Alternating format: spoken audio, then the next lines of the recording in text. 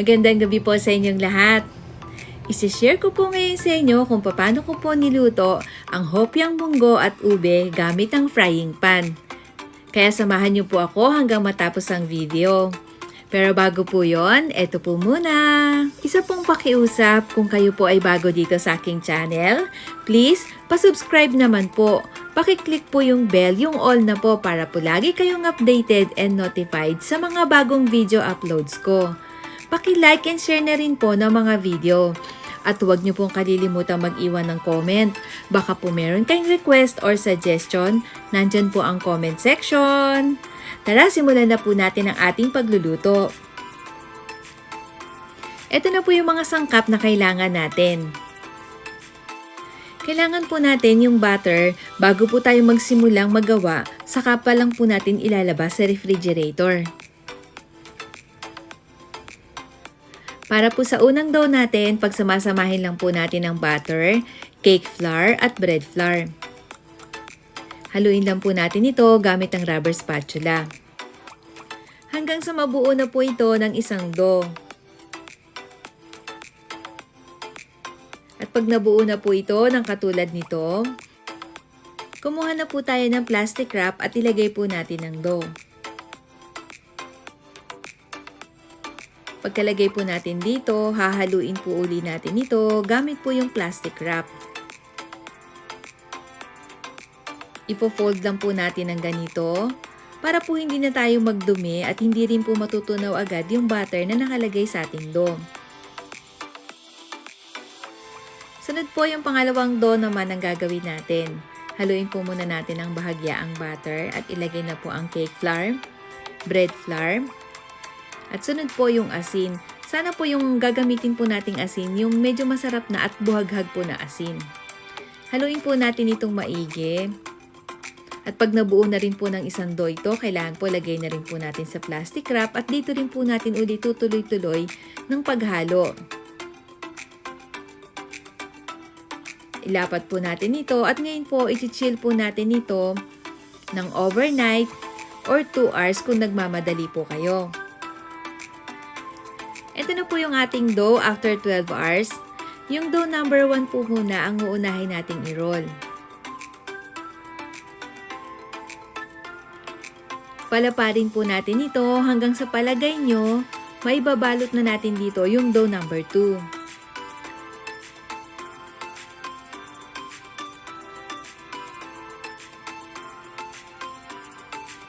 Pag okay na, ibalot na po natin. At iro-roll po uli natin ito. Pag dumidikit-dikit po, alagaan na lang po natin ang pag-powder ng bread flour.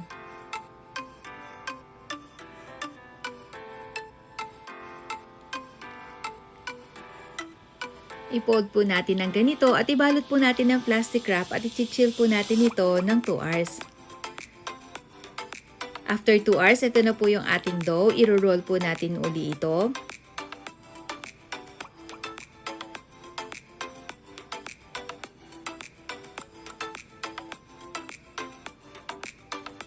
Pagka-roll nito, ipo-fold uli at i-chill pa uli ito ng 2 hours.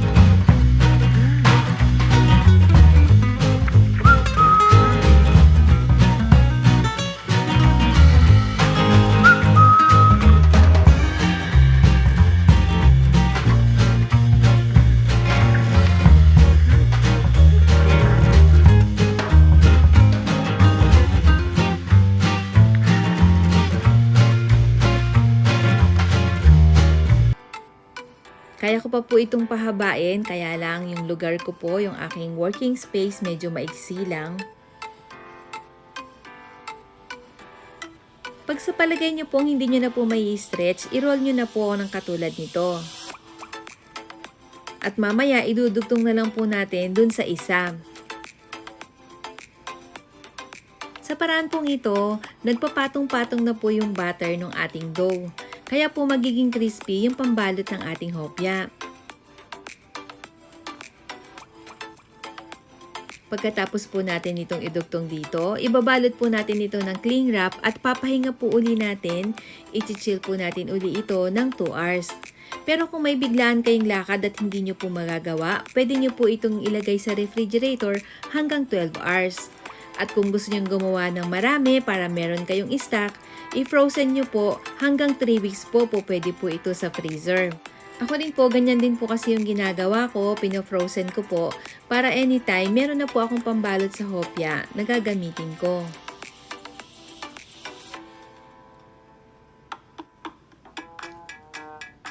Ito na po yung ating dough. After 2 hours po, matigas na po ito.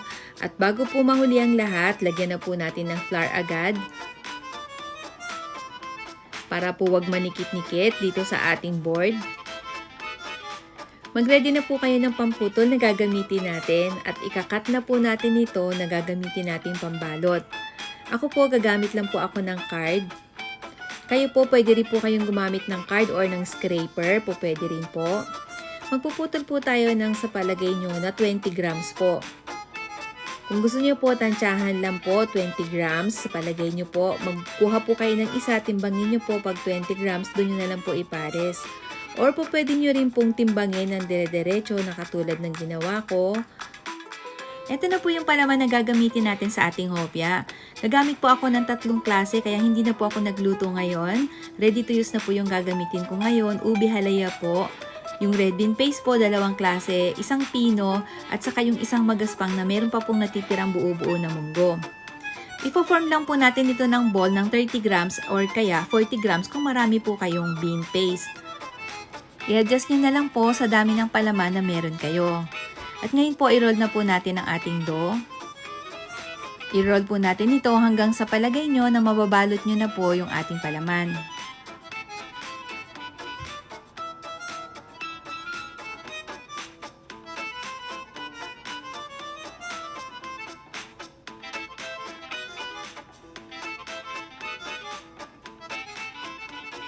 Ganito lang po at pisil-pisin lang po natin para po wag lumabas yung ating filling. Pero minsan po pag lumabas, okay lang din naman po. Maganda rin naman po yung lumabas kasi nakikita na see-through na po yung filling natin. Ayan, kung meron po kayong cookie cutter na katulad nitong bilog, ayan, gamitin po natin para po mas pantay-pantay yung pagkakagawa ng ating hopya. Ayan po, ganyan na po.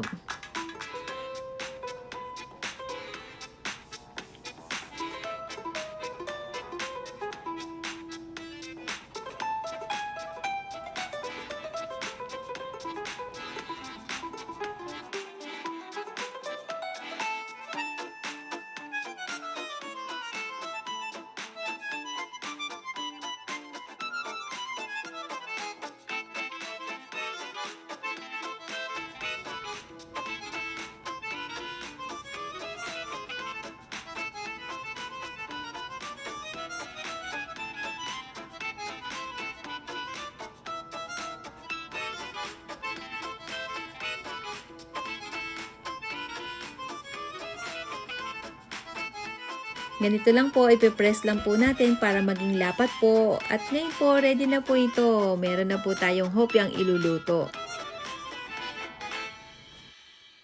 Ngayon po, iluluto na po natin ito. Sa Japanese po, ang tawag dito sa mga piling natin ay tsubuan, koshian, at murasaki imoan. Ito po yung murasaki imoan. Yung murasaki imo po, yun po yung ube. Ang tawag po dito sa Japanese ay murasaki imo. Ibabrush ko po ng egg wash dahil po ibe-bake ko po ito. Para po mapakita ko sa inyo yung pagkakaiba ng bake at saka ng ating gagawin ngayon na talaga na final na prito lang po sa frying pan. Ito po yung lulutuin natin sa frying pan. Wala pong mantika. Hindi po tayo maglalagay ng mantika. Papainitin lang po natin yung ating frying pan at ilalagay na po natin yung mga hopya. Yung apoy po natin mahina lang. Babantayan po natin ito, paikot-ikot lang po natin gagawin. Yun nga lang po yung hirap ng frying pan yung gagamitin natin. Paikot-ikutin lang po natin ito para lang po tayo naglalaro. Ayan po, naluto na rin po yung ating binake. Okay na rin po, kasabay na rin po halos ng ating niluto sa frying pan. Kaya lang, binantayan natin yung sa frying pan. Palamigin po muna natin kung ilalagay po natin sa box. Kung hindi naman po, ready to serve na po ito. Ito na po yung ating finished product, ang ating hopyang ube at hopyang munggo. Pwedeng-pwede na po itong ipandagdag sa negosyo. Pangtinda-tinda nyo na po. Hindi na tayo gumamit ng oven. Pwedeng-pwede sa frying pan lang po makakapagtinda na kayo ng inyong hopya. Kung gagamitin nyo po ito sa pangnegosyo, ilagay nyo na lang po sa isang box pag ititinda ninyo. At kung sa bahay naman po, ilagay nyo po sa isang sealed container. Pakita ko na po sa inyo yung loob ng hopyang ube. At na makita nyo po, ito pong ating pambalot. Talagang flaky po.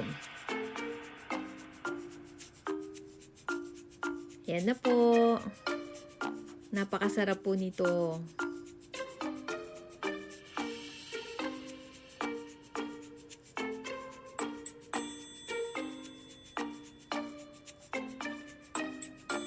At ito naman po yung hopyang munggo. Nasa anak ko talaga ito na gustong-gusto niya po ito. Sana po nagustuhan nyo ang aking sinare sa inyo at sana rin po matry nyo pong gawin. Hindi lang pampamilya, pang negosyo pa po ang recipe natin for today. Hanggang sa susunod ko pong video, magkita-kita po uli tayo. Maraming salamat po sa mga nanonood ng premiere. At kung nagustuhan nyo po ang video natin ngayon, paki-thumbs up naman po. Paalam na po! Bye-bye!